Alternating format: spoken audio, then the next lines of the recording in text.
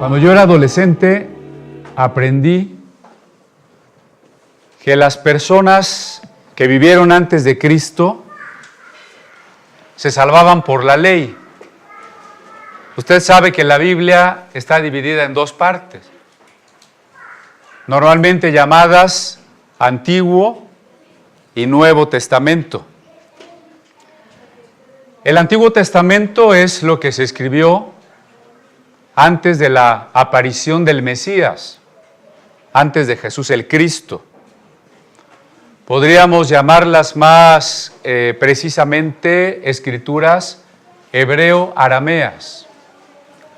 Pero lo que le platico es que en las clases de la iglesia nos decían que las personas que vivieron antes de Cristo, los personajes del Antiguo Testamento, todos conocemos algunos, ¿no? David, Abraham, Moisés, Noé, Jeremías, que todos los que vivieron antes de Cristo se salvaron por la ley, y los que vivieron después de Cristo se salvan por la gracia.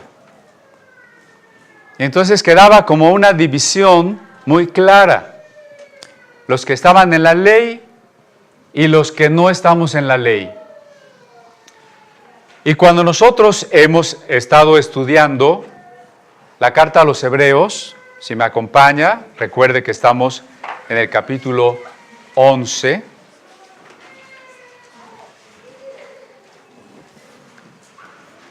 Carta a los Hebreos, capítulo 11. Si alguien no tiene Biblia cerca de usted, comparta. Si no la encuentra, le ayudan. Hebreos 10, 11. Sí, ya más adelante.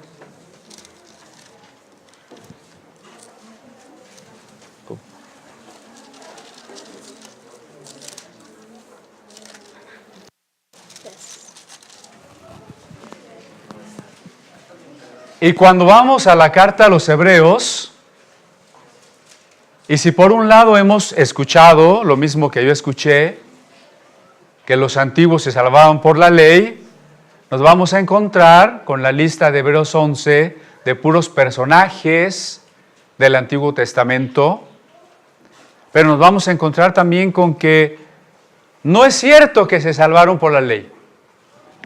No es cierto. Resulta que es una mentira. O sea que yo aprendí una mentira. Además hay por ahí una Biblia, es Reina Valera, pero se distingue porque tiene anotaciones de un biblista que en su momento quiso hacer anotaciones.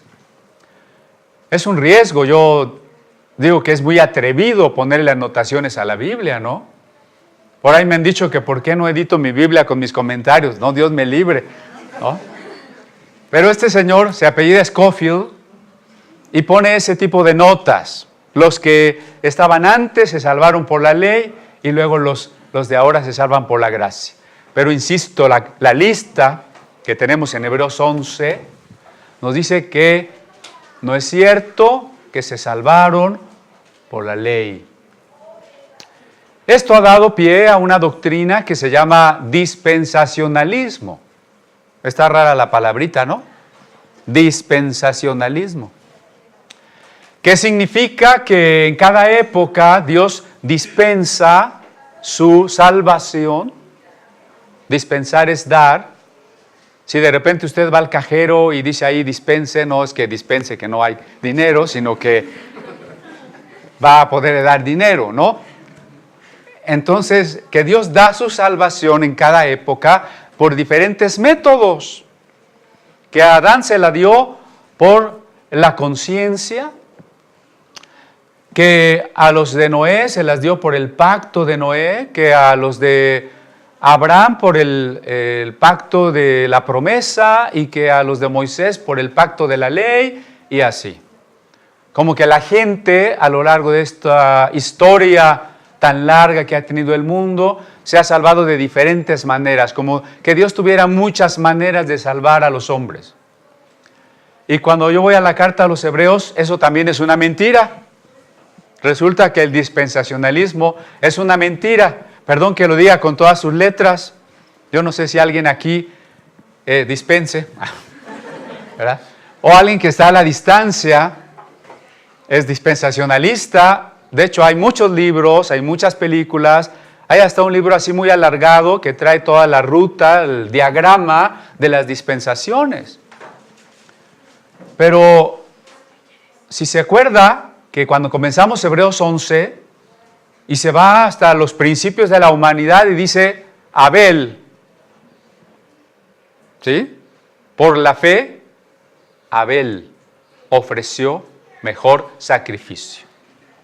No dice que Abel estaba en otra dispensación, la del gobierno humano, o la de la inocencia, o la de la conciencia.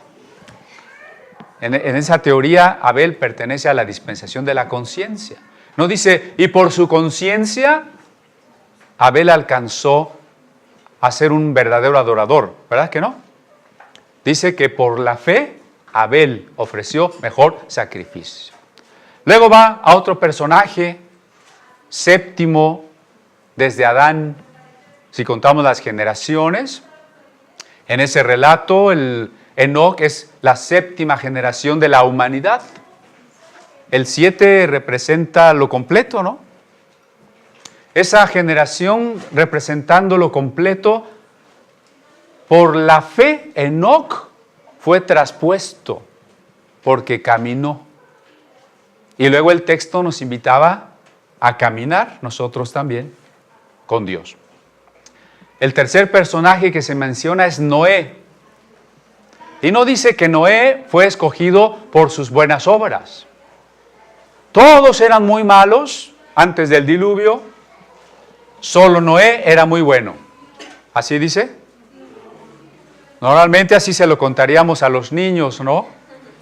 El mundo era muy malo, pero Noé era muy bueno. Bueno, Hebreos 11 no dice eso, dice, por la fe, Noé. Ya llevo 3, y el capítulo 11 se va a seguir, y va a hablar de Abraham, va a hablar de Sara, va a hablar de Jacob, va a hablar de David, va a hablar de Samson, va a hablar de... Al final dice, y tantos que no nos daría tiempo.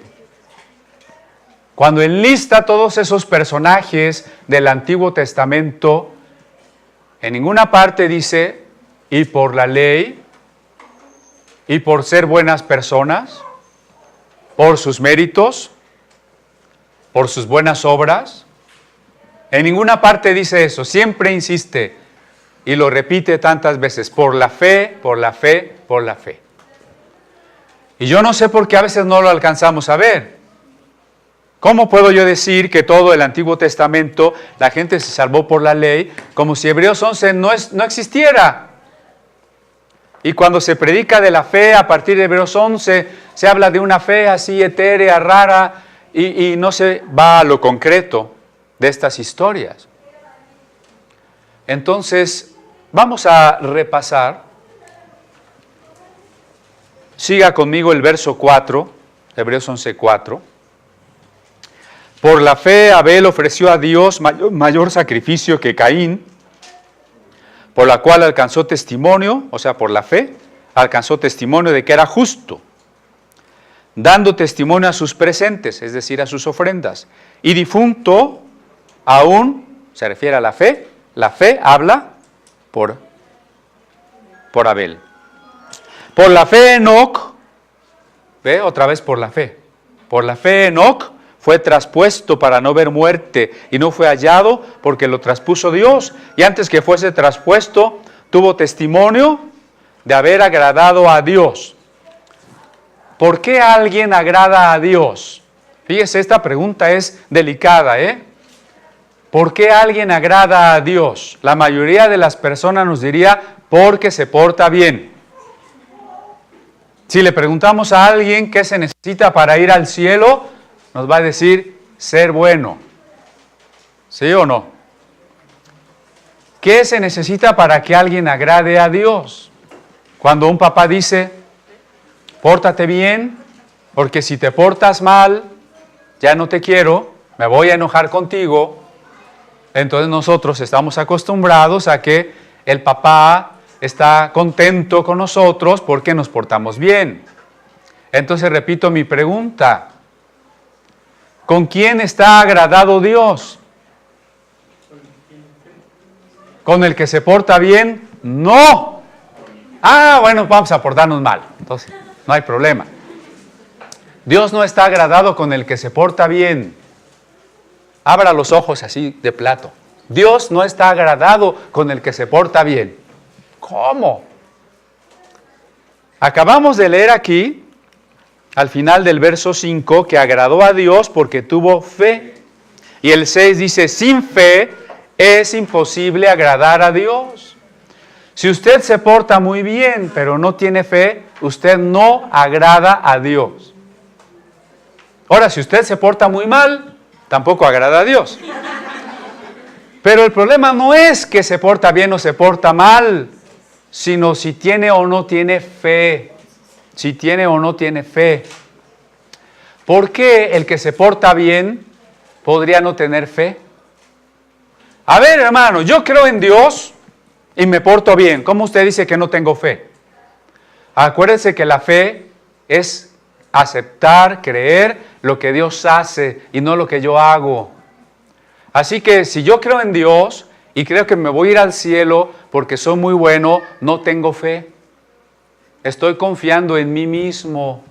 Y Dios quiere que yo confíe en la muerte y la resurrección de Cristo. En otras palabras, ¿usted por qué va a ir al cielo? Si está confiando en que se porta muy bien, usted no tiene la fe que Dios espera. Si usted cree que se va a ir al cielo porque Cristo murió y resucitó por usted, entonces usted tiene fe. Sin fe es imposible agradar a Dios. ¿Es posible portarse bien sin tener fe? Acuérdese del ejemplo de tiempos de Jesús. Fariseos, escribas, los enemigos de Jesús. Se portaban bien, pero no tenían fe. ¿Es posible portarse muy mal cuando se tiene fe? Tampoco es posible, porque la verdadera fe produce una conducta, pero la conducta no es la causa de la fe ni de la salvación. La buena conducta solo es resultado, síntoma de que usted tiene una fe verdadera. ¿Sí me explico? La conducta es importante, pero no es lo principal. Haga de cuenta que usted o su pequeño tiene fiebre. La fiebre es importante, si no se la bajamos puede dañarle el cerebro. Pero la fiebre no es el problema. ¿Estamos de acuerdo? Si usted se dedicara solo a quitar la fiebre, no habría atacado el problema. El problema es la infección. ¿Qué pasaría si quitamos la infección? Se acabaría la fiebre. ¿Qué pasa si quitamos la fiebre nada más? La infección se queda.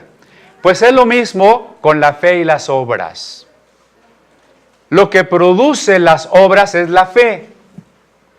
Si yo me dedico solo a las obras, es como dedicarse a la fiebre. No he resuelto el problema. El problema es la fe. Cuando la fe es verdadera, la fe va a producir obras. Pero sin obras, estoy demostrando que mi fe no es auténtica.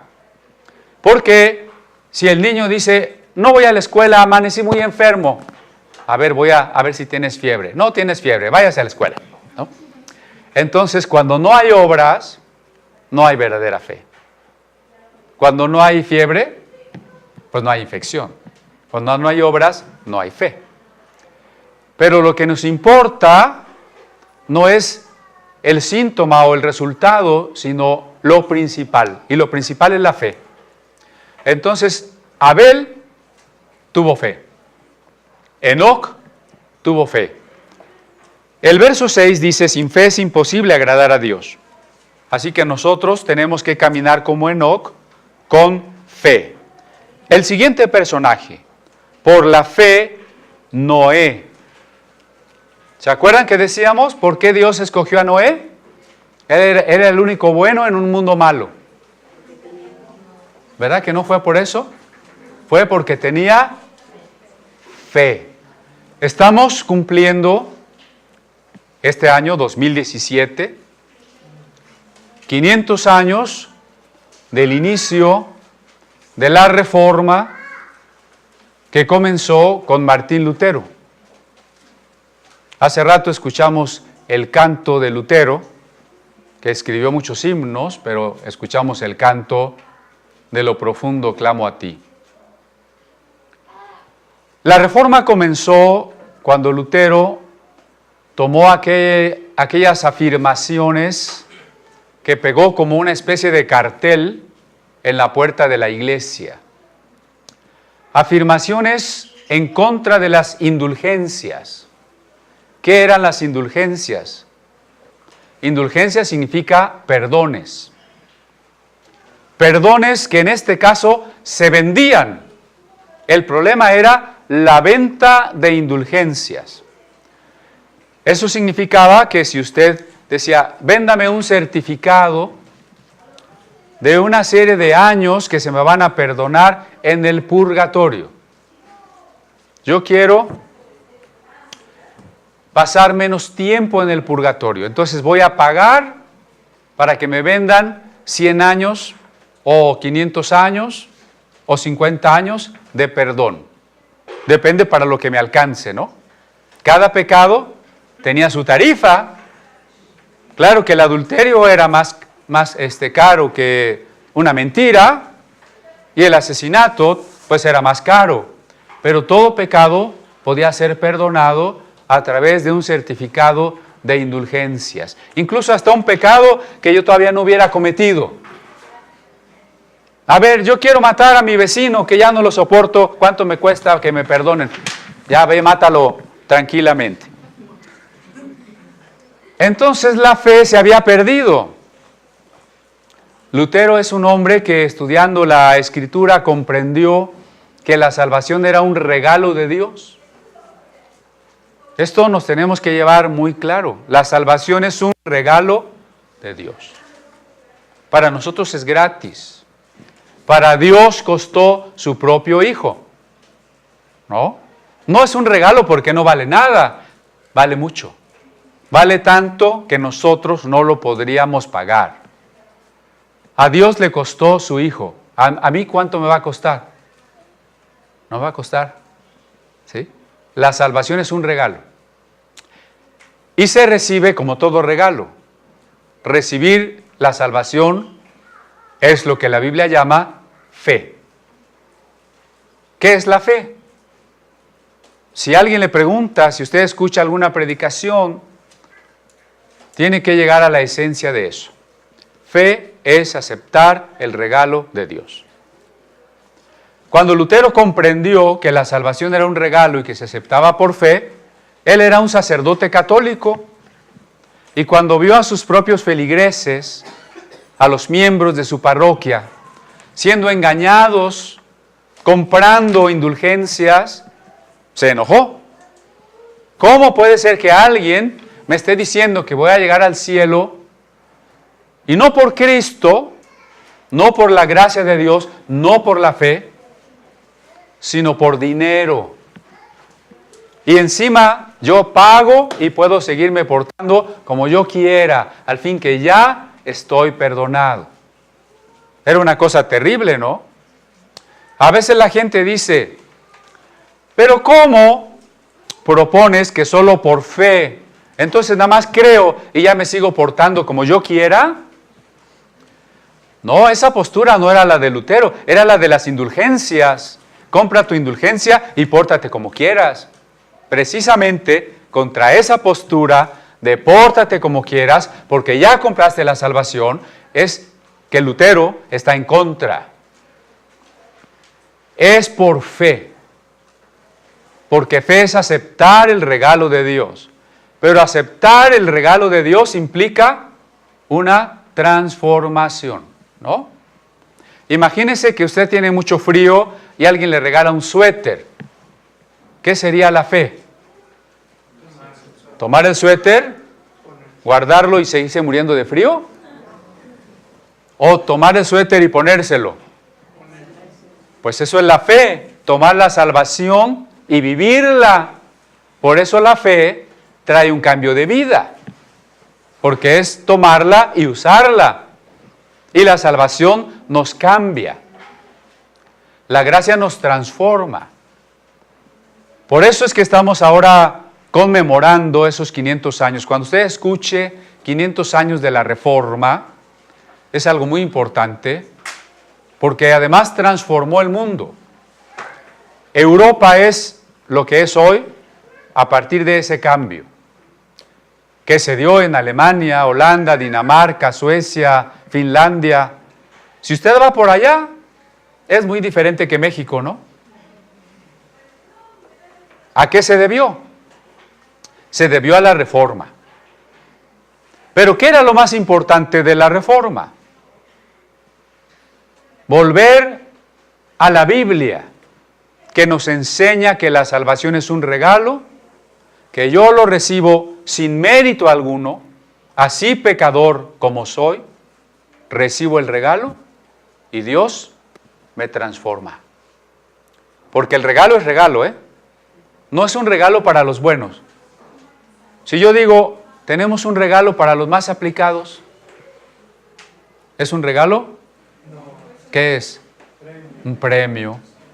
¿Tenemos un regalo para los que no se duerman en el culto? ¿Es un regalo?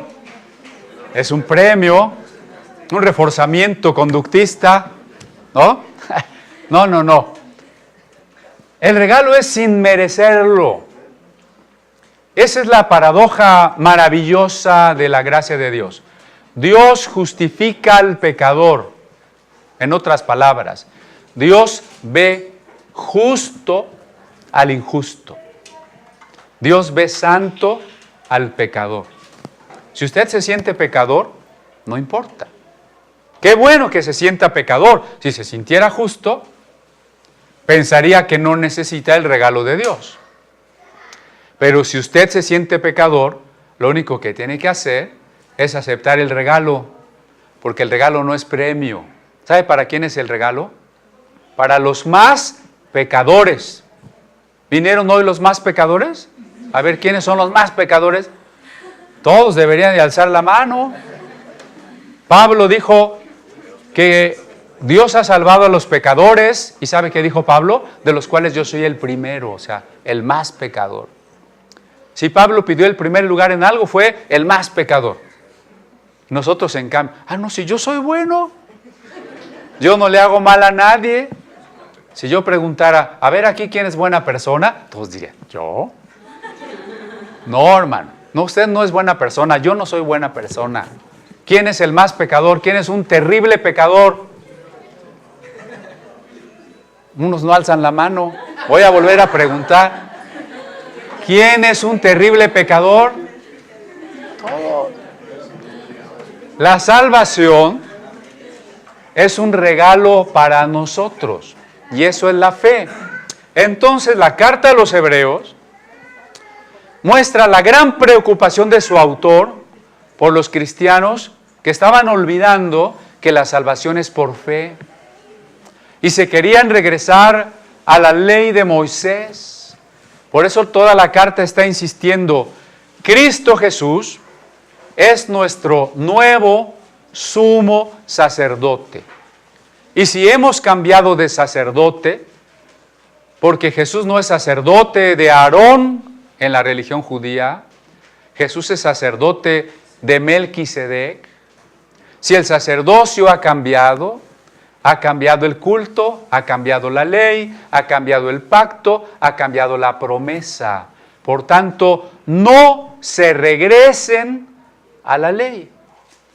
Los que se regresan a la ley han perdido la fe, y los que perdieron la fe se quedaron postrados en el desierto y no entraron a la tierra prometida. Y los que pierden la fe, lo leímos en el capítulo 10, caen en las manos de un Dios vivo. No les espera sino una horrenda expectación de fuego. sí estoy comunicando que el autor o el Espíritu Santo, a través del autor, está preocupado por los cristianos que están abandonando la fe. ¿Por qué la están abandonando? Porque creen que a través de los mandamientos se van a salvar. ¿Cuándo alguien se ha salvado por la ley? Vuelvo a donde empecé. Les dije que a mí me habían enseñado que los que vivieron antes de Cristo se salvaron por la ley. ¿Sabe eso qué implicaría? Para que alguien se salve por la ley, significa que nunca, desde que nazca hasta que se muera, nunca ha violado un mandamiento. Ni uno.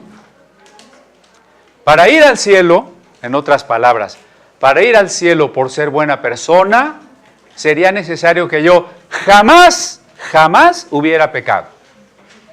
Ahora bien, ¿quién se quiere ir al cielo por sus buenas obras? No puede, porque sería necesario que nunca hubiera pecado. Pero la realidad es que ya pecamos. Ya violamos cuando menos un mandamiento de la ley. Y cuando violamos un mandamiento, ya no somos santos. Hagan de cuenta que esta hojita es blanca, ¿verdad? Y si yo le pongo una manchita, no la voy a manchar toda, no, nada más una chiquitita. ¿Sigue siendo blanca? Todo el que siendo blanco tenga una manchita ya no entra al cielo. Déjenme decirlo así. Entonces, ¿quién de los que vivió en el Antiguo Testamento nunca pecó? ¿Abraham pecó? Sí. El otro día les dije, ¿no? Algunos pecados ahí. Les mencioné así, el tramposo de Jacob, el adúltero de David, el mentiroso de Abraham. ¿Se acuerdan? ¿Quién de esos personajes no pecó? Todos pecaron. Es más, muchas de sus historias están allí en la Biblia. Yo creo que si David hubiera sabido que su relación secreta con Betsabé se iba a leer en más de 3,000 idiomas, por 2,000 años, no lo hace.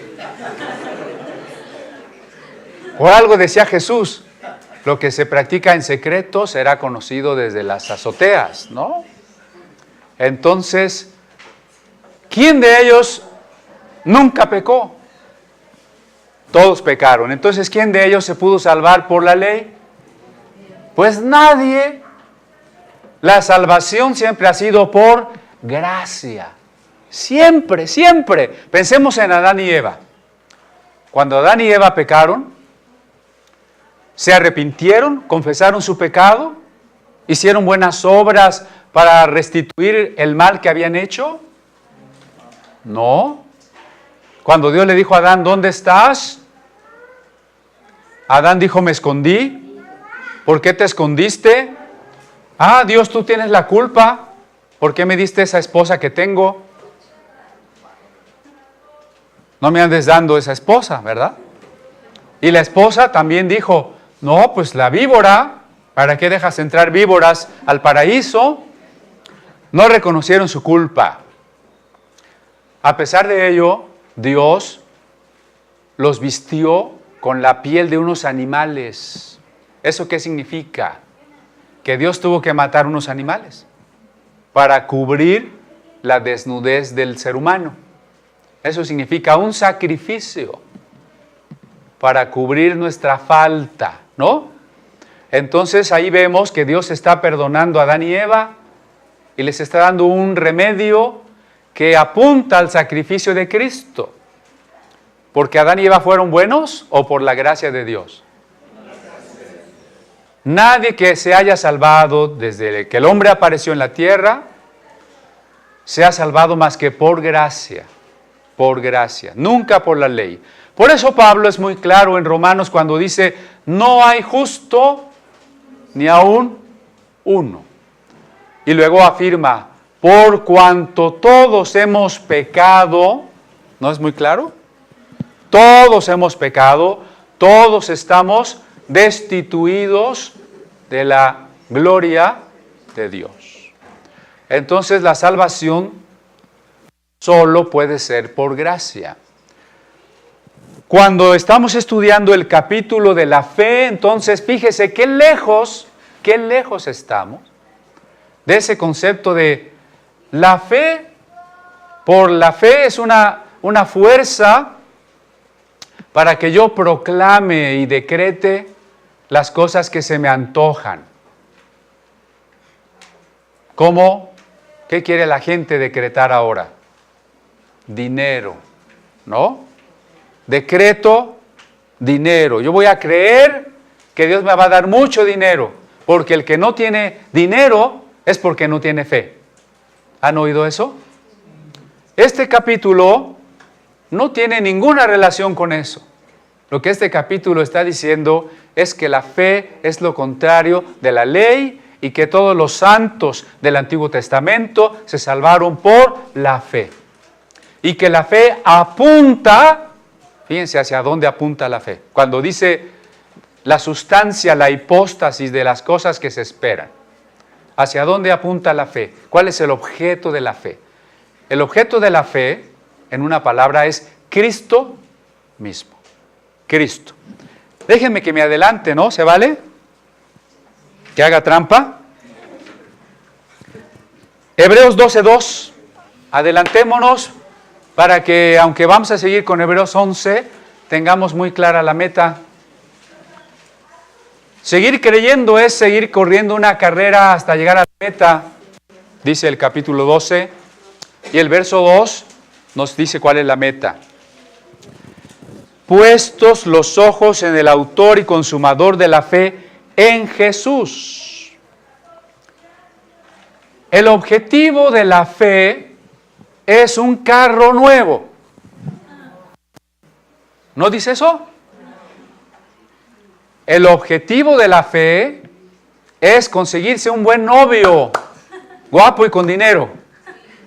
¿Ese es el objetivo de la fe? El objetivo de la fe es ser una persona exitosa que viaje por muchos países. ¿Ese es el objetivo de la fe? ¿Cuál es el objetivo de la fe? Jesús. Jesús. ¿No? Por favor, relacione esto como cuando decimos, ¿qué es el cielo? Yo quiero ir al cielo porque allá va a haber calles de oro. ¿Y eso qué? ¿Es diferente caminar en calles de oro que en cualquier otro material? ¿Y cómo va a andar en el cielo? A lo mejor descalzo.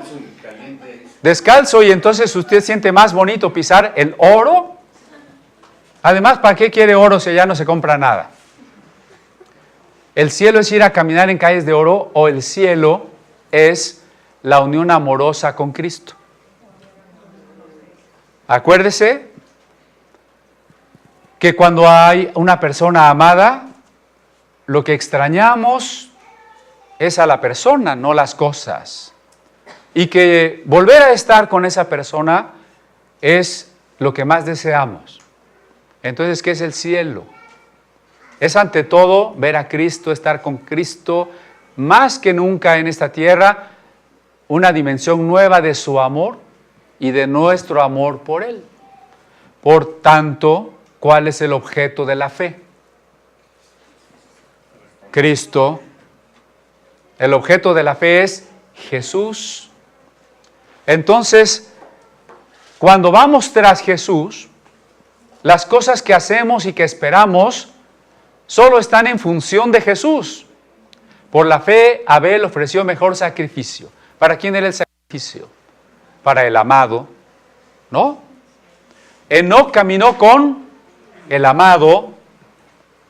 Entonces, en cualquier ejemplo vamos a ver que el fin último es el amado, no las cosas. La fe no es para conseguir cosas, hermano. Tenía una vecina, porque ya no vivo allí, no porque ya se murió. Tenía una vecina que un día me dijo, lo vi en la tele. Fue una vez que salí en el Canal 4, ¿no? Lo vi en la tele Y yo no sabía que usted es teólogo. Sí. Pero luego me empezó a compartir y me dice, es que cuando tenemos una enfermedad, no debemos decir mi enfermedad, porque si digo mi enfermedad, la estoy haciendo mía. Yo tengo que declarar que no estoy enfermo. ¿Ha oído algo parecido? No vaya a decir mi dolor de cabeza, porque entonces lo hace suyo. Yo no estoy diciendo eso, No, se me queda viendo raro. Pero eso dicen. No digas, estos tacos me van a hacer daño, porque te van a hacer daño. Si algo te duele, no confieses que te duele. Porque eso es como un engaño del diablo. Tú tienes que creerle a la Biblia y declarar que no te duele. Ya voy yo. No me duele, no me duele. En ninguna parte dice la Biblia que eso es la fe, ni tenemos ejemplos de que Jesús haya hecho eso. Imagínense que viene un paralítico a ser sanado por Jesús y Jesús le dice, vete confesando que ya no estás paralítico, y el otro se va confesando que ya no está paralítico. Por supuesto que no. La fe no tiene como meta el conseguir cosas, ni siquiera nuestra salud. Yo creo que Dios sana, sí sana, hay milagros, pero la fe no está puesta en el milagro, la fe está puesta en Cristo. Imagínense si seguimos a Dios por los milagros. Un día la multitud quiso hacer a Jesús un rey, y entonces Jesús los rechazó y les dijo, no, ustedes me buscan porque yo multipliqué los panes. Y entonces dicen, si Él fuera nuestro rey, se acaban nuestros problemas económicos, ¿no? Diario va a repartir tortas con jamón, ¿verdad? Entonces Jesús rechazó a la multitud porque la multitud estaba buscando lo que perece, le dijo Jesús, no la comida eterna. Cuando estamos buscando las bendiciones, los milagros, las cosas, no estamos buscando al amado. La fe tiene que tener por objeto al amado, puestos los ojos en Jesús, ¿no? Esa es la meta. Me regreso al capítulo 11 y nos habla ahora de Noé. Noé, por la fe, no porque era buena persona, sino por la fe, habiendo recibido respuesta de cosas que aún no se veían, con temor aparejó el arca en que su casa se salvase. No vamos a discutir en este momento si el diluvio fue regional o universal, si fue literal o simbólico, eso no importa ahora. Lo que importa es el mensaje. El diluvio significa que ha de acabarse un mundo viejo y que va a empezar un mundo nuevo. Por eso el apóstol Pedro en su carta dice que cuando nos bautizamos, estamos viviendo nuestro diluvio. Cuando usted se bautiza en agua, su vieja vida, así como el mundo viejo de Noé, se va a acabar. Y cuando usted sale del agua, es como haber salido del arca a una vida nueva. Pero además, cuando Jesús regrese a este mundo, ¿cómo va a encontrar el mundo? Como en los días de Noé, lleno de violencia, de pecado, de maldad, de actividad demoníaca.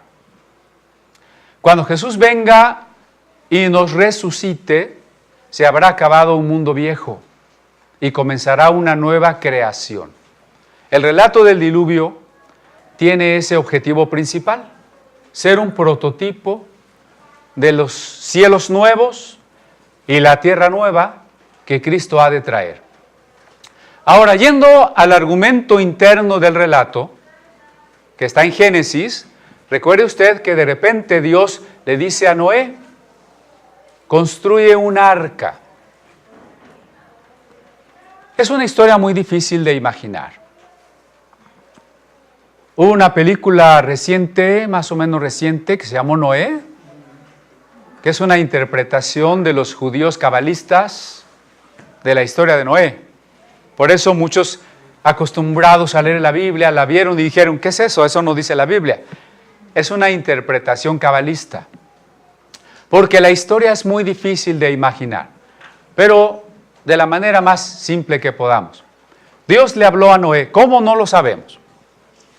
Es una historia, además, que existía en culturas más antiguas, especialmente en Mesopotamia, cuando Dios o los dioses le habían hablado a algún hombre para que construyera un barco y salvara al mundo de una inundación. Los escritores bíblicos retoman esta historia, pero con otros motivos teológicos, ¿no? Obviamente, desde el monoteísmo, es decir, no hay dioses, hay un solo Dios. Y Dios no lo hace por capricho, sino porque Dios es justo. El mundo ha llegado a tal nivel de maldad que merece ser destruido. ¿Cómo oyó Noé la voz de Dios? No lo sabemos, pero imagínense qué difícil, sobre todo si fue solo a su mente, como nos habla Dios normalmente. Yo creo que a usted Dios no le ha hablado desde una voz físicamente audible, como si fuera una bocina, ¿o sí? ¿Usted ha oído algo así? No.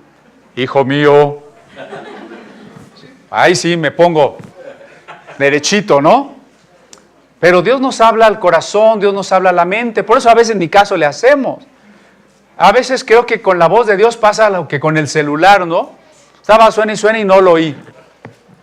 Así, porque había mucho ruido. Entonces Dios habla y habla, yo no lo oigo porque tengo muchas cosas yo de mi propia voluntad, de mis deseos. Pero Noé oyó la voz de Dios que le dijo, constrúyete una caja, porque va a haber una inundación en todo el mundo, en toda la tierra. La caja de Noé, arca quiere decir caja, no, en realidad no quiere decir barco, quiere decir caja. Y la descripción de la caja en la Biblia es muy mala para la navegación. Lo que quiere decir que hay mucho simbolismo en el pasaje, ¿no? En realidad a lo que se refiere es a un templo que pueda salvar a la humanidad para pasarla a un mundo nuevo. De ahí que en la tipología del Nuevo Testamento, Cristo y la iglesia son el arca. Hay que entrar en el arca para conocer la nueva tierra, ¿no? Para no ser destruido. Dios tiene que juzgar el mundo. Yo creo que usted está de acuerdo con eso cuando usted se enoja porque se entera de una violencia. La semana pasada me hablaba una persona si podíamos ayudarle porque un tratante de blancas se había robado 2 niñitas de 9 años y de 3 años. ¿No es algo que enoja? Y así puede usted pensar en tantos pecados que a veces uno hasta quisiera que haya pena de muerte, ¿no? Bueno, pues precisamente sobre ese mismo principio de justicia es que tenemos que saber que Dios juzgará a este mundo. ¿Y cómo puedo yo no ser destruido en ese juicio?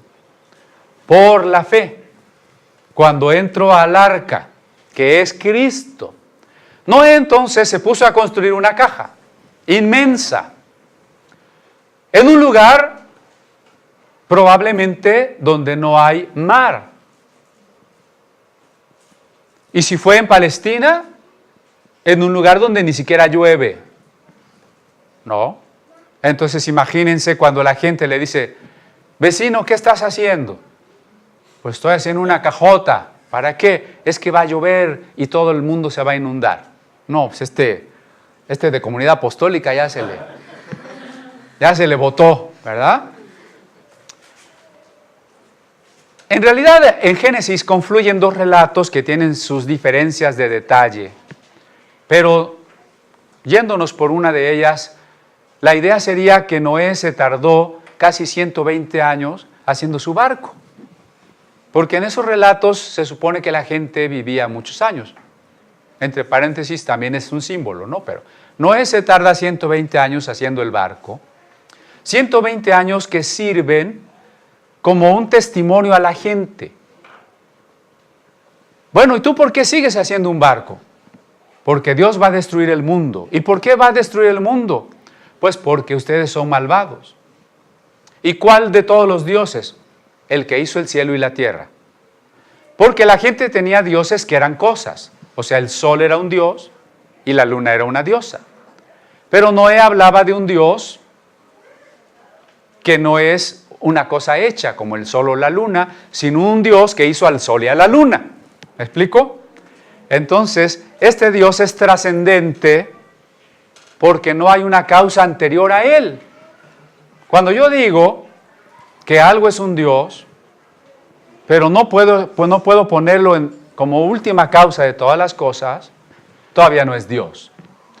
Pero cuando yo digo que Dios hizo los cielos y la tierra, quiero decir que es la causa de todo. Y no hay una causa anterior. Entonces, este Dios, que no son los dioses, va a destruir el mundo. ¿Qué creen que pasó esos 120 años? La gente se empezó a convertir, dejó sus malos caminos y conformó una iglesia muy grande donde proclamaban prosperidad y éxito.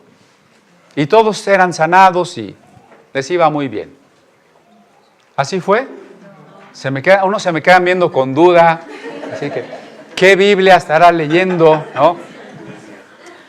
No, resulta que la gente no le hizo caso. La gente cada vez lo tiraba más de a loco.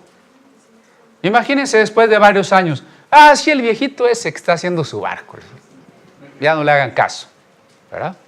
Pero un día resultó, estoy en el relato interno, no me venga a cuestionar ahorita, es la historia.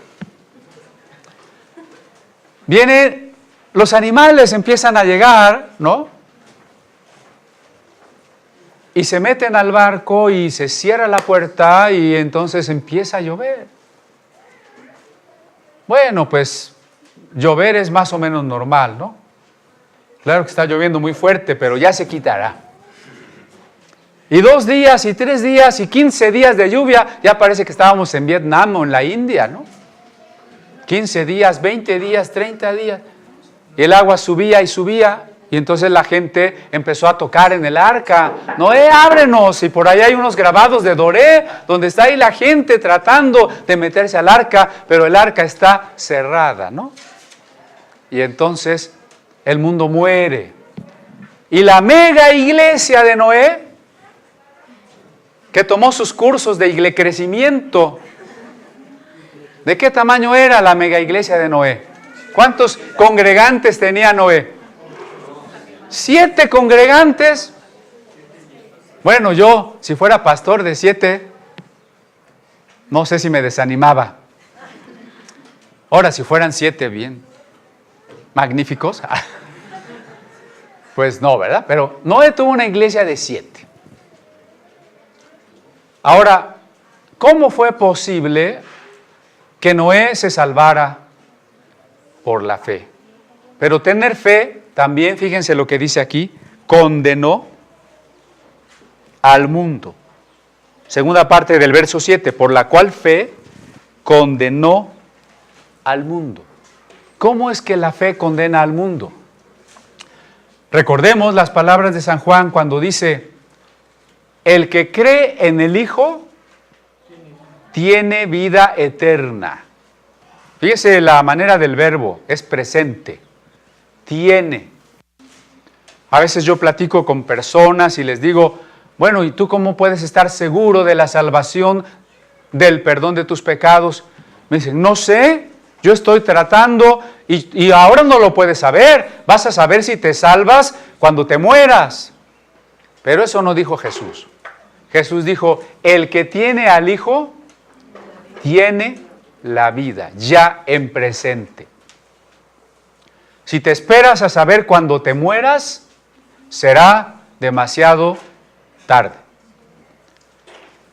Luego añade, el que no tiene al Hijo de Dios, no tiene la vida. El que cree en el Hijo tiene vida eterna. El que no cree en el Hijo, ya, fíjense que eso está no en pasado, sino en pasado perfecto, pluscuamperfecto. El que no cree ya ha sido condenado. ¿Le puedo leer la suerte en su mano? A ver, présteme su mano. Yo le voy a decir si está salvado o no está salvado. Pero no por leerle la palma de la mano, sino cree en Cristo. El que cree en el Hijo tiene la vida. ¿Usted no cree? También le puedo decir su destino. El que no cree ya ha sido condenado. ¿Y sabe cómo termina la frase que dice Jesús? Por cuanto no creyó. Por cuanto no creyó. Lo que determina la salvación es la fe. Y volvemos a lo que comentábamos de Lutero. Lutero comprendió que la gracia se recibe por fe. Que todos los santos del Antiguo Testamento no se salvaron por la ley, no se salvaron por ser buenos. ¿Por qué se salvaron?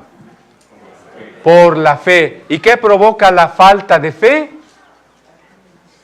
O sea, ¿qué sería falta de fe? No aceptar el regalo, ¿no? No aceptar el regalo. ¿Qué provoca la falta de fe? El que no cree ya ha sido condenado por cuanto no creyó en el unigénito Hijo de Dios. ¿Qué creo de Jesús? ¿Qué acepto de Jesús? ¿Cuál es mi respuesta a Jesús? Eso es lo que determina. Lo repito. ¿Cuál es mi respuesta a Jesús? Aceptar lo que Él me regala, ya tengo la vida eterna. No aceptar lo que Él me regala porque yo me quiero salvar por otro camino. Entonces quiero salvarme guardando la ley. Es otro camino. Pues yo no me quiero salvar porque no creo que haya nada después de la muerte, así que pues no me interesa Cristo. Es lo mismo. El que no ha creído ya ha sido condenado por cuanto no creyó. Note que no dice ya ha sido condenado porque se portó muy mal, tan mal que ese no tiene perdón. ¿Habrá alguien que se ha portado tan mal que no tiene perdón? O sea, no estoy disminuyendo la gravedad del pecado, ¿eh? El pecado es tan grave que merecemos la condenación eterna. Pero el amor de Dios es más grande, de tal manera que no hay alguien que no pueda ser perdonado. Todo el que cree puede ser perdonado. Pero no porque no era tan malo, sino porque creyó. Yo sí era muy malo, no estoy siendo perdonado porque era poquito malo, no es por eso. Soy perdonado porque he creído. Por la fe, Noé se salvó. Por la fe pudo ponerse a trabajar en un diluvio que no se veía, ni que lógicamente o a la experiencia cotidiana no me podía confirmar que podía venir una lluvia de ese tipo. Pero él aceptó la palabra divina, creyó en la palabra divina. El mundo que no creyó fue condenado como contraste a la fe de Noé. Bien, vamos a dejar aquí nuestro estudio. Llevémonos muy claro el hecho de que si algo espera de nosotros Dios, es que le creamos. Porque sin fe es imposible agradar a Dios. Ahora digámoslo al revés. Si yo tengo fe, Dios está agradándose de mí. Dios está contento con usted. Dios lo ve a usted como justo, como santo. Yo le dije, alce la mano los pecadores tremendos que vinieron hoy, y alzaron la mano. Ahora fíjese, alce la mano los que son santos. ¿Otra vez todos las tienen que alzar? Oh, pues como que era pecador, ahora soy santo. Claro, usted es pecador por lo que hace, pero es santo por la gracia que a través de la fe hemos recibido. ¿De acuerdo?